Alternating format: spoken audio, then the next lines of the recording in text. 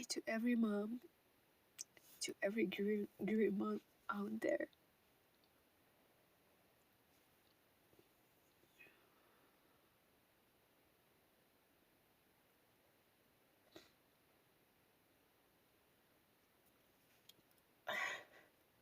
I'm in my closet. I know this interior so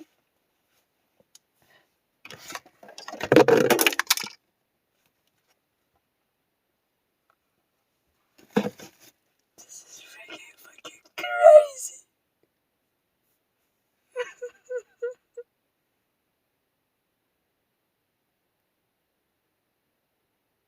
Fucking hate everyone.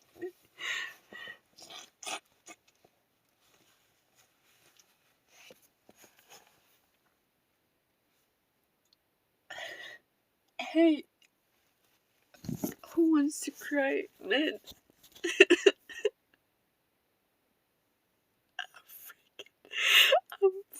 I hate it.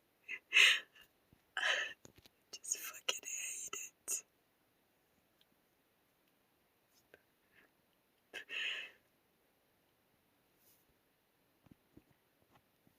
Fucking, I don't know who to talk to.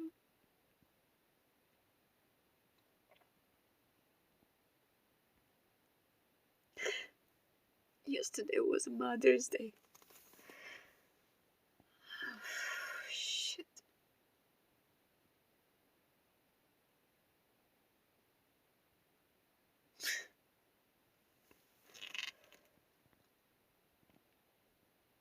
I hate every holiday. What do we call holiday?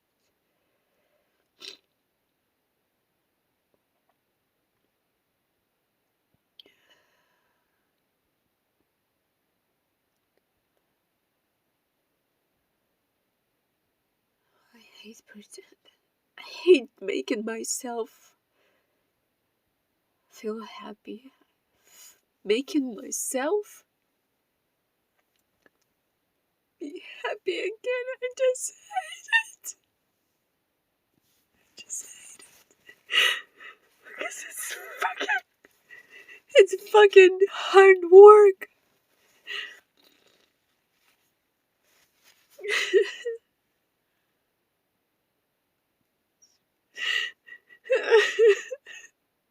I'd never be happier than I was with my child when my child was with me.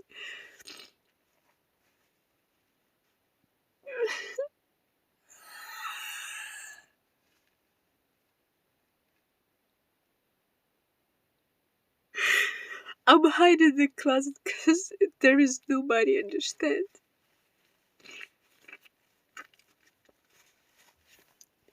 I remarried after my child lost.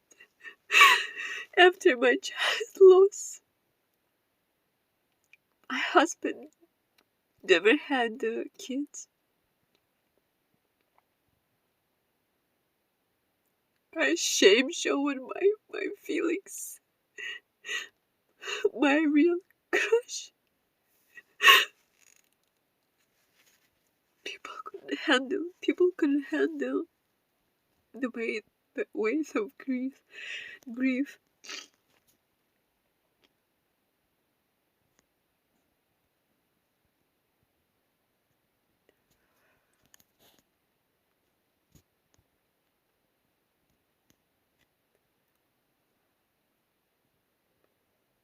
Can you all share with me? Are y'all have a support? Are there is anybody?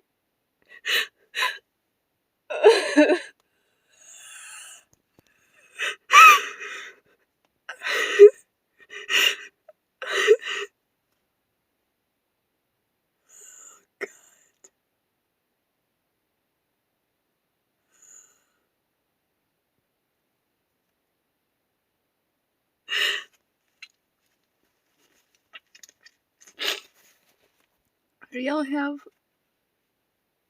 anybody in your life who's really supports you? Who really And how do y'all handle with these feelings? How's it going? How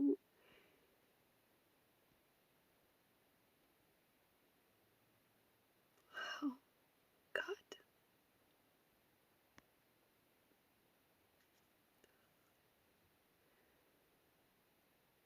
Are y'all hating yourself when y'all happy?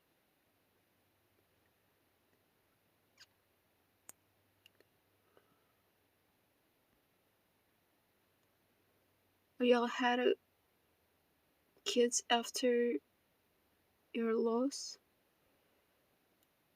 I'm talking about not miscarriages when you lost a child in certain age.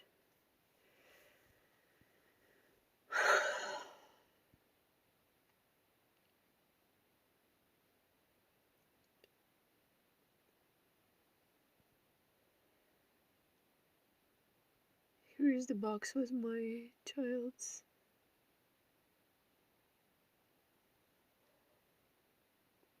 stuff.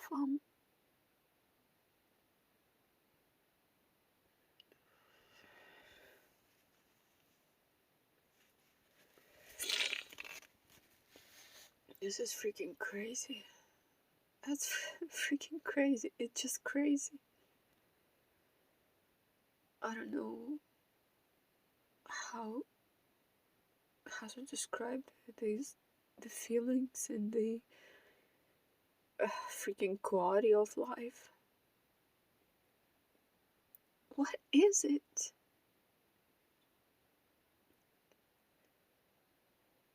Like there is nothing, pretty much. Even in the Bible, I'm faithful. I believe in Lord.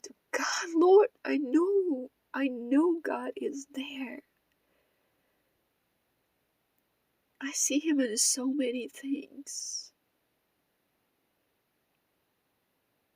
but I couldn't find any place in the Bible that talking about mother, grieving mother who lost a child. How did they live after all? I might question, Lord, why in or hate, Lord. I'm not because I'm good. Just because I don't have no questions and you know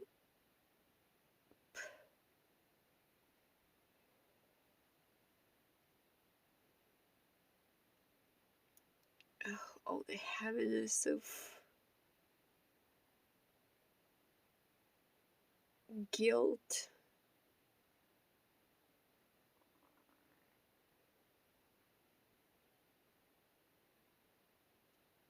Holy Jesus.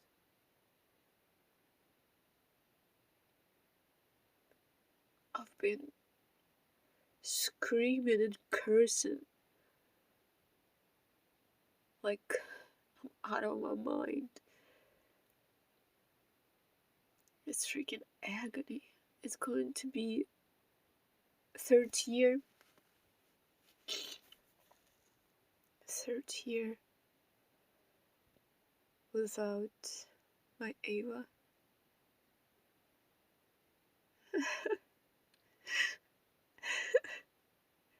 I don't know if I want to have kids, and I don't want.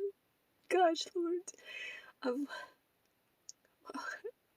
my story is just so horrible.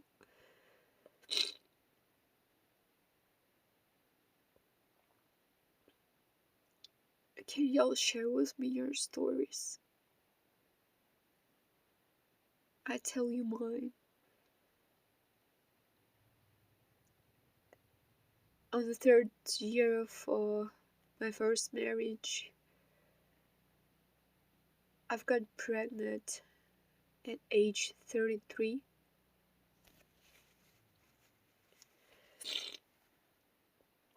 uh, I went to visit my family, my parents in Ukraine. Uh, while I was on the second month of my pregnancy, back to United States on my third month of my pregnancy. I'm so glad I visited my parents at that time, and that happened. That was the last time when I saw my dad.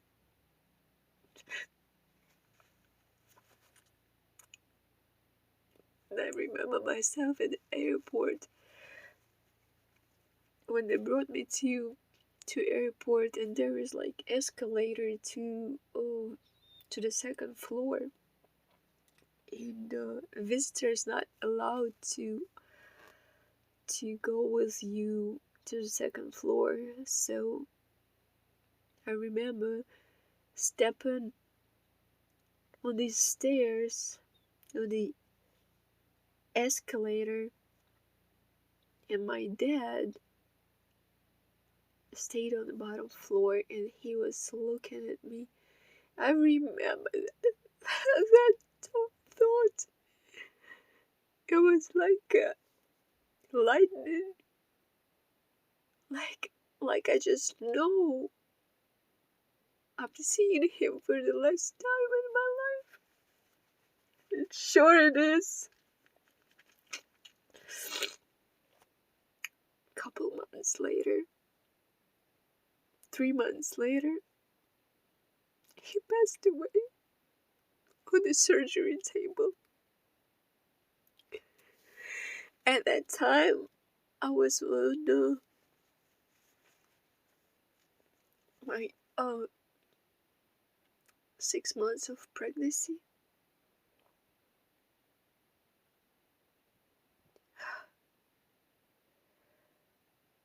During my pregnancy, I developed a tumor on my ovary, but my woman doctor didn't pay attention, even, even though I keep bringing it up. It's something disturbing me on my left side, and it feels like I couldn't I couldn't walk. I'm limping, and he just saying I'm complaining because this is my first pregnancy and I'm just so pregnant. On uh I start feeling worse, worse and worse. Okay, long story short, I had a 3 times emergency. Third time it was January 17, 2014.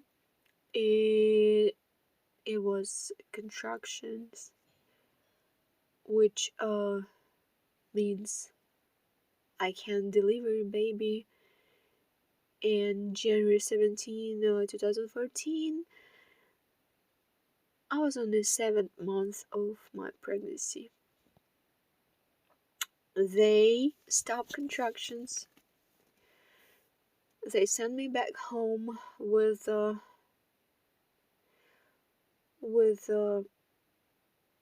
not that time.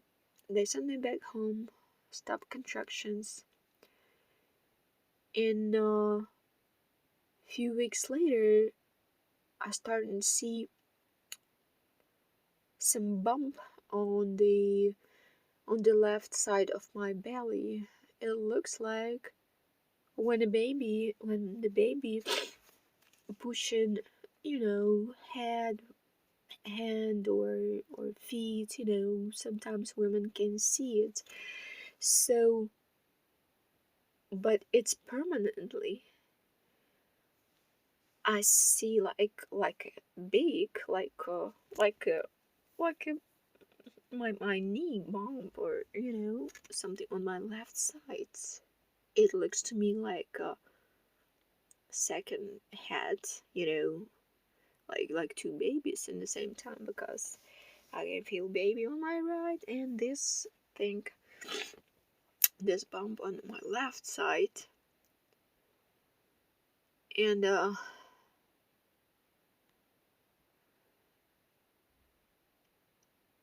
I had my checkup, my regular checkup scheduled with my woman doctor who watched me during my pregnancy. And he saw that bump and sent me right away. She sent me to the ultrasound, to the what do they call, um what do they call them, um whatever, I forgot. Do like ultrasound and see what it is. So I went quickly to the ultrasound. I was looking on the screen, and I see the color, everything like red, but what does that means? Nobody telling me, and I think they just kept on on the secrets, just kept, maybe for the reason not make me worry, and let me just deliver a baby and uh, figure out later what it is.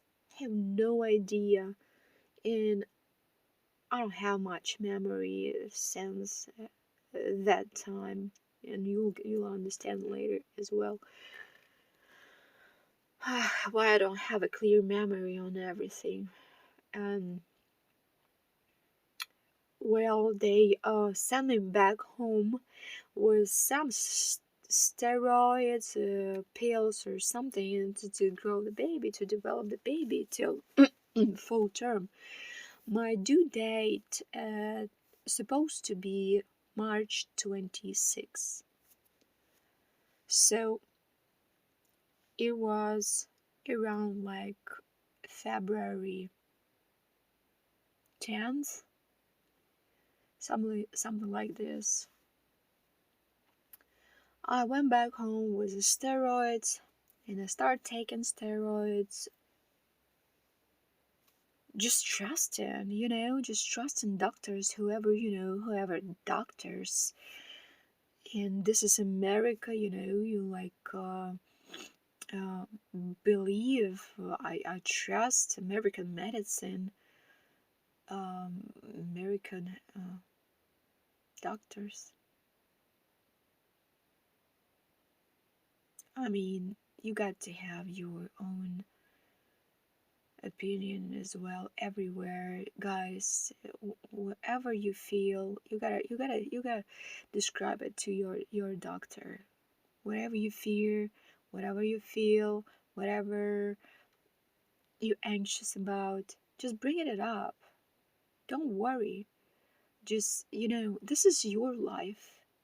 This is your life, or life of your child. You gotta be your own advocate. You got to stand for yourself everywhere, no matter how big name that doctor have, which I didn't have. My doctor didn't have. Like, well, trying to end up my story, but it's not at the end. If you think it's gonna be end soon, but it's not. Well, on February 14, 2014, which is Valentine's Day, I woke up early in the morning to make my dear husband at that time Valentine's loving breakfast before his work. I remember myself turn the oven on for bacon, biscuits, eggs, bacon, just to do romantically breakfast. I remember turning on my oven, waiting until its temperature brings till 350, whatever, and I had my morning green tea with honey. I remember myself sitting in the chair and drinking this tea and watching sunrise, because it was really early. And I had on a massaging chair actually, and I believe that massaging chair probably probably you know pre make some pressure on the tumor or something, which I didn't know I have a tumor because nobody informed me. And I don't know if my ex-family knew about it, because they maybe know. They just kept me safe. I kind of appreciate about it, but at the same time, um, angry, because if they inform me I have a tumor or something, I may be more careful. You know what I'm saying? So I drink my tea, waiting on a oven temperature, raised its level, and just felt like uh morning routine, going use the restroom. Excuse me for details, but it's important. So I went in the restroom and I passed out, and there only is a little bleaks in my memory of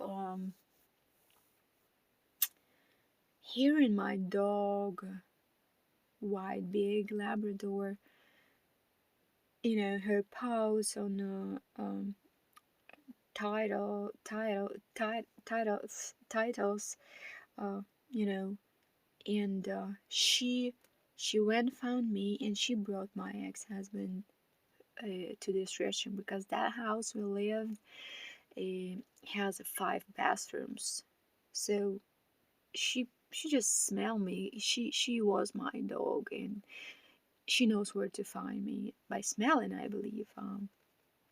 So she brought my husband, and my husband told me that I was like laying on a wall, like white, like my white pale skin.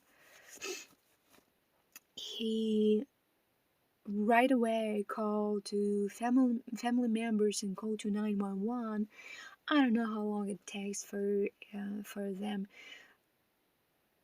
to come respond to this call, but it probably takes a little while, since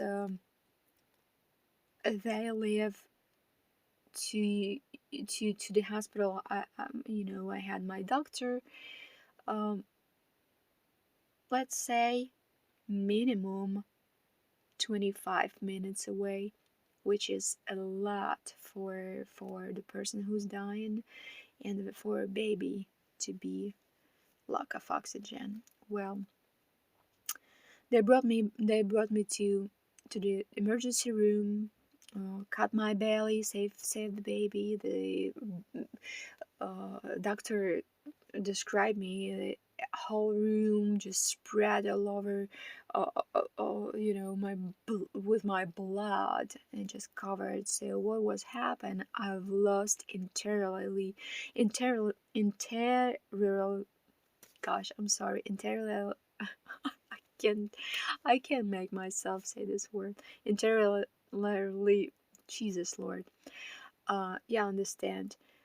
90% of blood with a child inside. and it caused my child to lack of oxygen and later damage to her brain. They didn't thought at that time they will resuscitate me and my daughter, but for good or bad they did.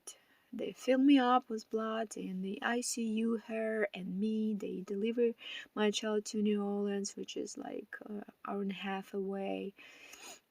And then a little, we were separated in a little while. And 2 weeks later, my woman doctor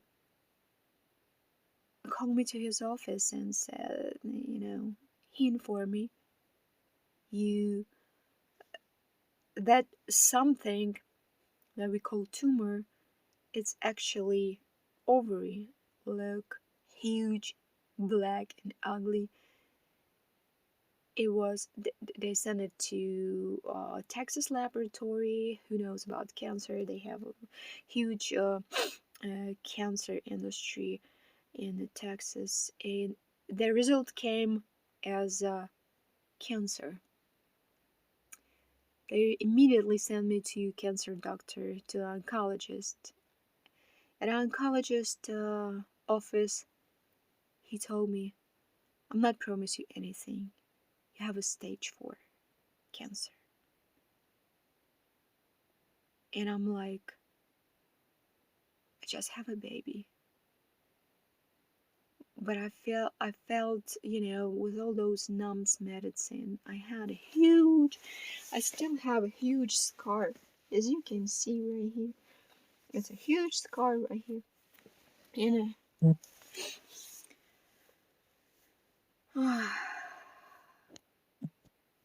so I was and I was sad. I would, tell goodbye to my life. I didn't want to live at all. So of course they sent me to start doing chemotherapy right away. My baby in ICU. I'm in a chemotherapy treatments. And at one point, I was ready to go because I've been flying between life and death here and there. I was struggling so bad. I was in a deathbed. I already had a little pump with morphine, and they just gave me, this morphine, the pain medicine, to hit the button on my own, because I already, been. They couldn't do anything. That's how bad I was. Any chemotherapy helps, anything. And of course, in between my chemotherapy, after I finished my chemotherapy, every other week I'm in a whole week in patient, and next week outpatient. And later depends on my white cells level, because when your white cells low, you couldn't take any chemotherapy. That was my happy time when I rather not having a chemotherapy, and I didn't take in chemotherapy. The chemotherapy is horrible. Well, so in between my chemotherapy, I was running after chemo. I was run to IC Children's Hospital ICU, where my baby stays. At the time, she was 2 months in the ICU,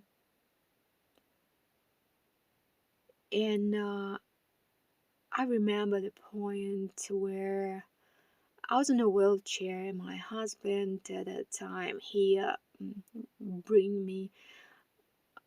I'm appreciate him no matter how hard it was for him, and I was always trying to understand why he did what he did to me. After all, and during that time, it takes a lot, guys. I don't want to say he's good or he's bad. Well, I remember when they said the doctor came in my daughter's room in an ICU and told us that our child be special needs with very severe brain damage. To me, as a mom, I'm like, my husband was really, really down. Like, real, like, he just hates God. He just hates me. He hates everything and everybody. And he just said, he was like, no, no, no, no. I'm like, what are you, why are you so upset? I don't know, at that time, I mean, somebody understand me, somebody don't, somebody understand him. I'm just telling the story, what we've been going through. He was so down, and I was looking at him and said, Jesus God, why are you so upset? She's gonna live. She's gonna have life. She's not dying. And he turns to me and said, you got to survive because I don't know what to do with this child. And at that time, he was so ugly. And at that time, something hit me straight in my heart and in my head. And I'm like, guys, I got to survive. And there, the decision was made. I'm gonna survive. Because nobody will love my child as I do. Nobody will care about my child as I do. Even her own dad. Sharing this, I want to tell you how powerful our thoughts is. How strong we are. When God promised us in the Bible, saying, y'all been made in the image of me, that means we have all power of God to do things in life. And I know it at that moment. And guess what? Here I am right now, even though right now I'm sitting in this freaking closet sharing with the whole world about my story, which I never did. There's a bunch of people who not even know because I wasn't really public person, and I was hiding my grief. I was hiding my grief. I was hiding my tragedy. I was hiding all my failure as it fails to me of my life. The failure of my life. I felt myself as a loser. But it's freaking not true.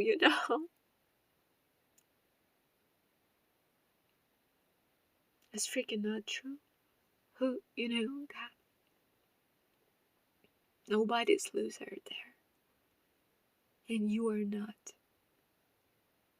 I encourage you, get up.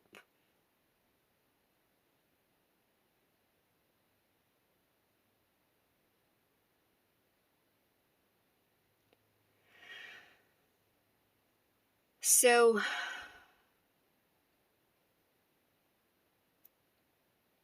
my cancer level starts drop down,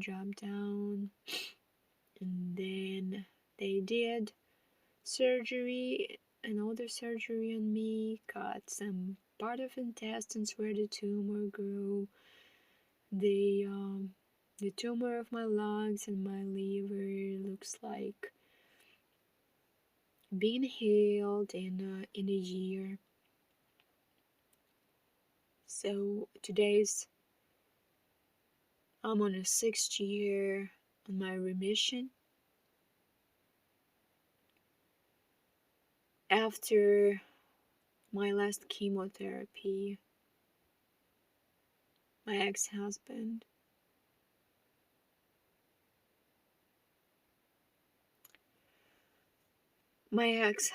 starts acting too crazy.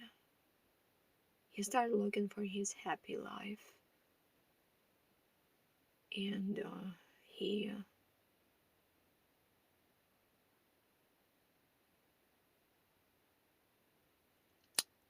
long story short, he was kind of abusive on a certain way, and I escaped him, restart the divorcing process.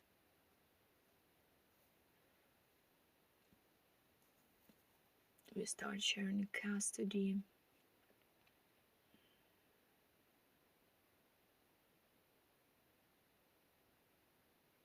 Which I hated, because he wasn't really good on care of our Ava. 3 years ago, when Ava was 3.5 years, on Father's Day,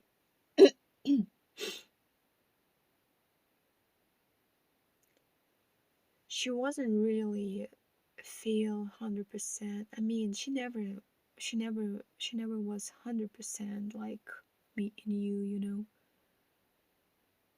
I pretty much taking care of my child every day, 24/7, and I was giving up on my own private life. I didn't think about even dating anybody, because there was always like fear in my back, you know, whoever I need to who I need to meet, who's gonna love my child, who's gonna be who I can trust with, you know.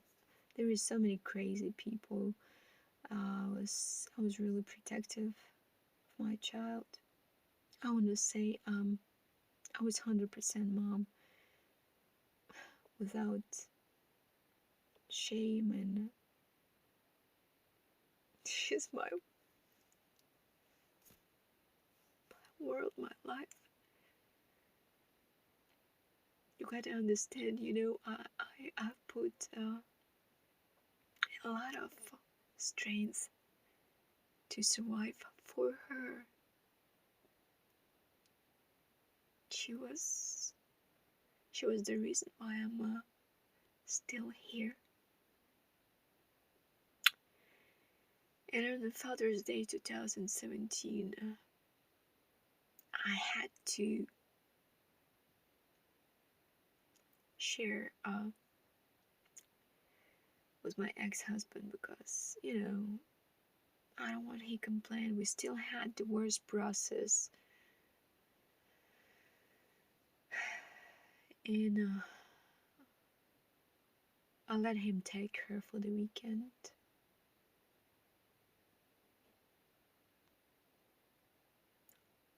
All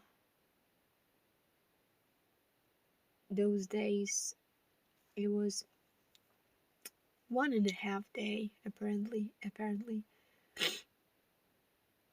All these 2 days, 1.5 day, whatever, I keep texting and ask how she's doing, and reminding him, take these meds, take this, take that, how she's doing. He just shortly answered me, Ava's okay.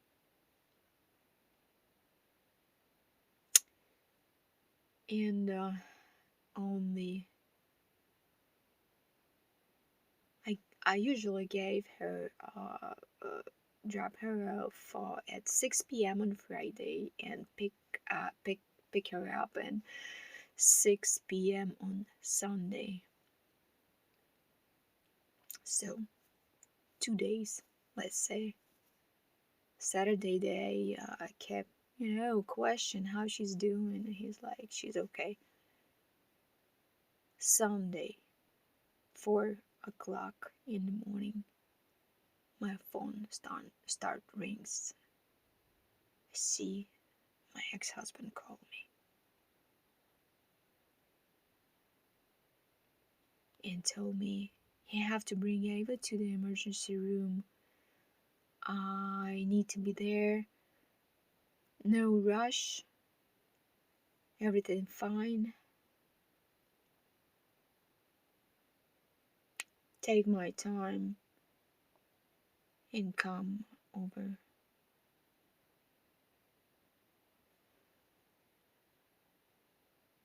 I quickly put a clothes on my on and drive the duration. I mean the mm, it took me 20 minutes, 30 minutes, something around that time to get there. By the time I turned to the emergency room, I saw police cars around, and I just didn't get it. I thought maybe they have questions why, who he is or something. I haven't even thought of anything bad. I mean, I don't know. I just so believe that Lord protect us, because he was always protecting us in every steps. I always felt like being in God's hands, under his wings. Once I step out of my car, they told me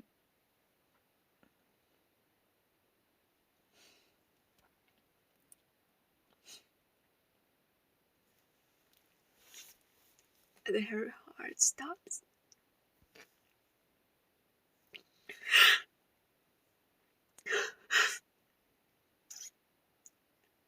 I just remember I was feeling of my feet, and I fell on the floor. I couldn't walk. First,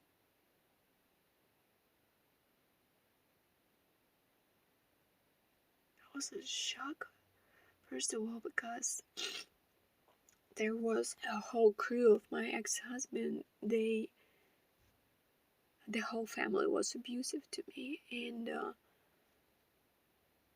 I afraid of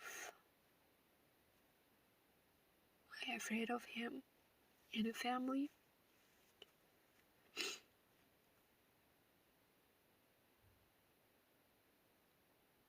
Because in the back of my brain, I thought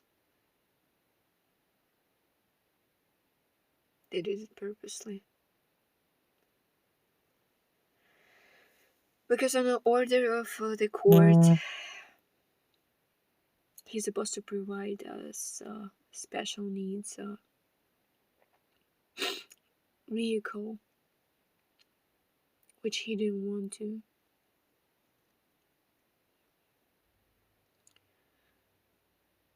So, anyways,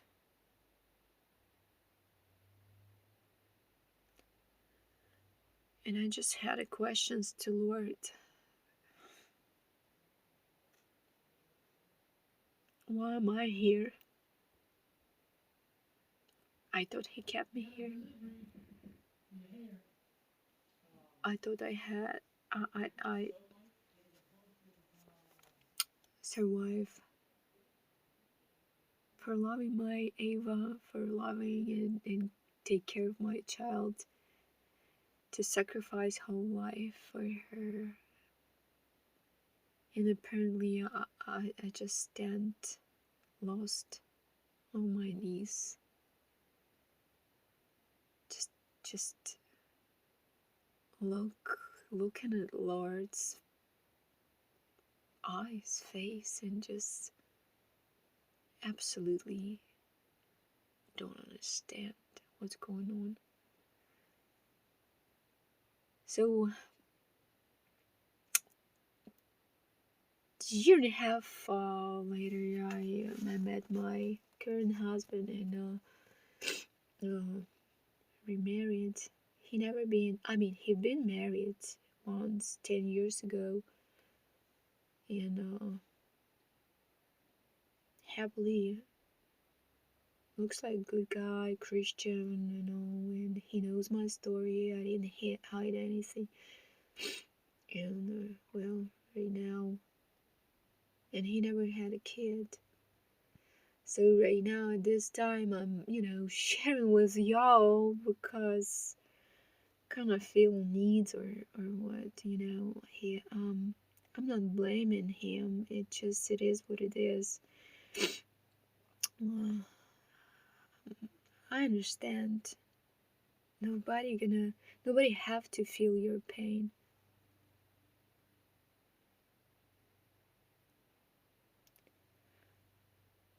Can you all share with me in your comments below of stories that y'all have, or y'all have spouse, or how do your spouse handle your loss? And forgive me for this ugliness of tears and I send you my hugs, mamas and dads, in the memory of our loved ones.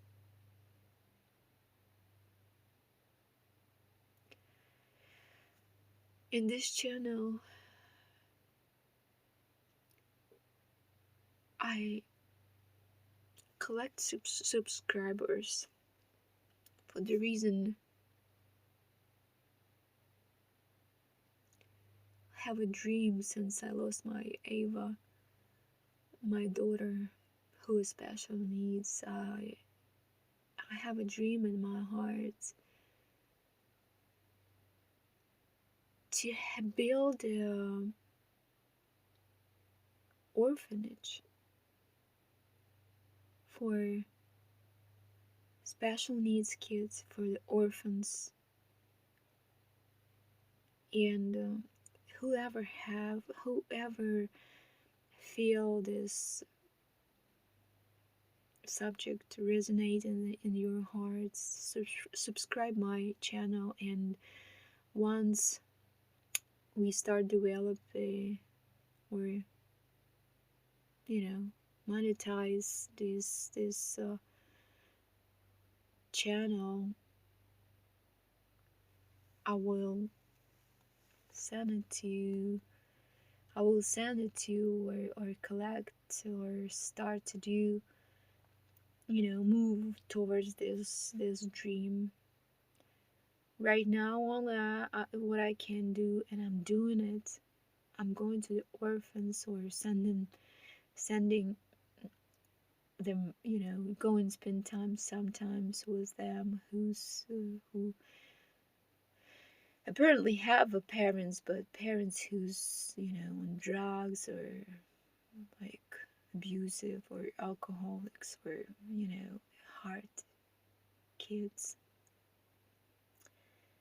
And someone with special needs, someone becomes special needs. It's just, God Lord, bless you all. Let's keep up together, and send you my love. I send you my hugs, and give you my hand of help. Let's stay together. Let's support each other.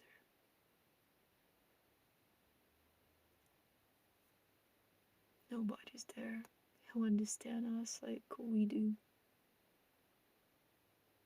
I love y'all.